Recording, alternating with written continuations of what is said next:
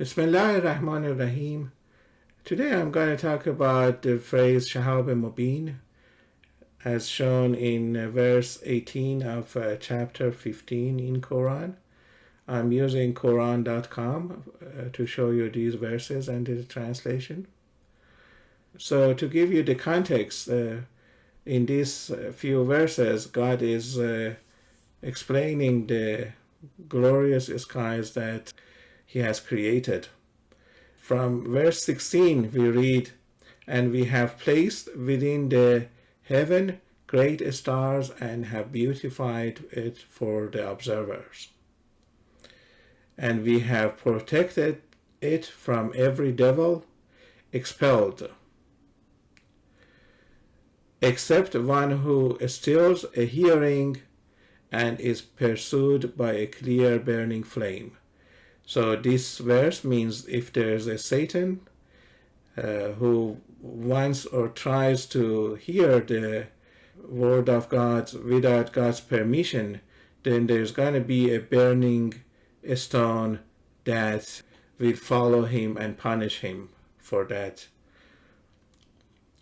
So those who argue with Quran and disbelieve in Quran and want to say that Quran is not the word of God as Muslims believe, they use these words to show that if we imagine meteors in the night sky, each is following a Satan, hit one of the Satans to punish them.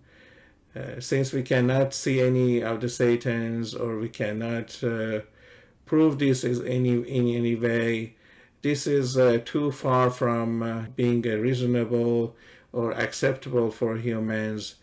It does not make any sense. Therefore, Quran is not the word of God. So I'm going to show you the assumption that Shahab and Mobin refers to the meteors in the night sky is an irrelevant assumption, is not true, and therefore we cannot use this in the argument against Quran. Firstly, notice that Shahab and Mobin, the adjective is Mobin, which is translated into clear, and Shahab is usually translated into that meteor, the burning stone. So let's first look at the word Shahab in other verses of Quran, if we can find it. If we look at the verse 7 of chapter 27, we read, "Remember when Moses said to his family, 'I have spotted a fire. I will either bring you some directions from there or a burning torch so you may warm yourselves.'" And in this verse also the word Shahab is used, but the adjective is qabasen, which means burning exactly. So if you imagine the situation where Moses is going to go and bring back a piece of fire, we can hardly imagine that he will be coming back with a burning stone, right? Unless there is a volcano nearby. Usually what is perceivable is you'll be back with a piece of wood that is burning. By that you can restart your own fire. This means that Shahab, the word Shahab here, cannot refer to a meteor, cannot refer to a stone specifically, but it mostly refers to the fire, the flames itself. And qabasen means the burning fire, the fire that can burn something else so you can restart your fire. So this verse shows us that we cannot use the word Shahab related to the meteors in the sky because it's used in a very different way in another verse. Secondly, we look at the word Mobin, the adjective Mobin, and try to understand how is it different from with another adjective like Gabasen, burning. So if we search Quran for the verses the adjective Mobin is used in them, we find many of them. And when we focus on the combination of the words, like these cases, I can read you a few ones. We have here Khasimun Mobin here, which means clear opponent. We have Quranun Mobin, which actually means the enlightening Quran.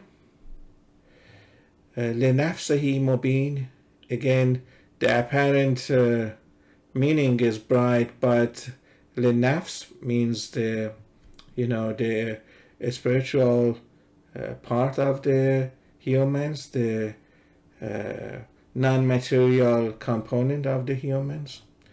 Or we have here Rasulun Mubin. In other cases, we can see a combination like Sultan and Mubin.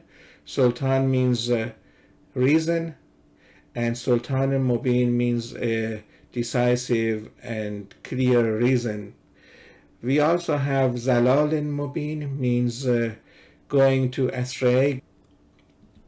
So what is common in all these combinations? You can clearly see that the best meaning for the Mubin is not the physical brightness that we can imagine. When we are talking about Quran and Mubin, this is a spiritual brightness that you feel inside yourself. In none of these cases we can say that Mubin refers to the physical light that we see in the material world. And this is very interesting concept. Based on that search, we can say that Shahab and Mobin cannot in any way mean that this is a stone, a burning stone that we can see its brightness by our eye. This Mobin does not refer to the material light. On the contrary, it refers to a brightness that is felt inside us. So we notice that if God says there is a Shahab Mobin, there is a clear burning stone that follows those Satans, we can say it's not the one that we can see them by our eye. It's not the kind of burning that we can associate to the burning meteors at night. So the third reason why the phrase Shahab Mobin is not related to the meteors in the night sky is the information that we can understand from the few verses of chapter 72, Jinn. As you may know, Satans are from fire. Their nature is fire, unlike humans that is from earth. And Jinn is also a creature that is from the fire. So I would show this in another video, but if you remember when God asked all the angels to bow for Adam, the first human, everyone bowed except for Iblis, which is the main Satan. And when God asked him, why didn't you bow for Adam, as I told you, he answers, I'm from the fire, while Adam is from tin, so I'm superior in my nature compared to Adam. From there, we can understand that children of Satan, the Iblis, the first Satan in the world, are all from fire. They're made of fire, And since jinns are also from fire, we can interpret that the Satan is a adjective, is a description for those jinns that they go against God and they do not obey God's instructions. So Satan is an adjective that we can give to jinns or even humans if they follow the satanic jinns. So these verses are basically told as if jinns are expressing them. On verse 8 we read, earlier we tried to reach heaven for news. Jinns are telling us these words, only to find it filled with stern guards and shooting stars. We used to take up positions there for eavesdropping, but whoever dares eavesdrop now will find a flare flying in wait for them. So in both verses, the word Shahab is used. Here is the plural form, Shohoban, and here is singular form, Shahaben Rasadan. And Rasadan means waiting. Then it continues, now we have no clue whether evil is intended for those on earth or their Lord intends for them what is right. Among us are those who are righteous and those who are less so. We have been of different factions. Well, the interpretation is not very clear, and it just doesn't do the justice for those verses, but it gives you some idea. Now we truly know that we cannot frustrate Allah on earth, nor can we escape from Him into heavens. What I want to emphasize from these verses is Satans clearly are telling us that they are living beyond earth, in the skies. Their space of living is not limited to the earth only. They can move around all through the heavens as they wish. And also it tells us that every time they want to listen to God's words, there's going to be a Shahab, there's going to be a burning fire that will hit them. They will be punished by the enormous pain that they will feel internally. So if they are living way beyond the Earth's atmosphere, then we can only imagine that that burning flame that will hit them will not create any material light because there is no oxygen beyond the earth. The other thing is, since they are made from fire, then it doesn't make sense if a stone, if a material rock hit a non-material nature of genes. It doesn't make sense. It has to be from its own nature to be felt by those genes or satans. The last reason that worth mentioning briefly is the word regime in this verse of verse 17 of chapter 15. So the combination of shayateen regime means the expelled satans. Sometimes we may think that since God has expelled the satans, then they are limited to the earth's atmosphere, maybe to the sky of earth only, or there's some kind of physical confinement for them. Therefore those meteors may be following maybe chasing the Satans around the earth as they've been kind of present. As we noticed in the verses that was given us from Satan's, it said that they are flying through all the heavens, all the skies. So there's no such limitation as being limited to earth only. The other thing is that they say they can, the Arabic word is istiraq sam, which is eavesdropping, trying to listen to God's conversation with the angels secretly, which of course God will not allow that. So this also means that they are allowed to be present in those spaces that other angels exist. So that word regime, expelled, does not mean that God has imposed a physical confinement for the jinns or for the Satans.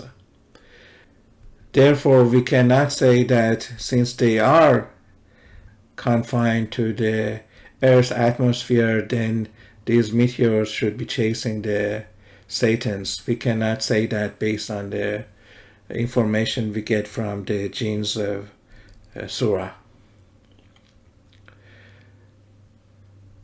From all these verses that we looked together, we can clearly see that the phrase Shahab Mobin in no way can be related to the meteors that we see in our night sky, and cannot be related to that. It's a false assumption, and if we build an result that based on this false assumption, Quran cannot be from God, that conclusion is also a false conclusion.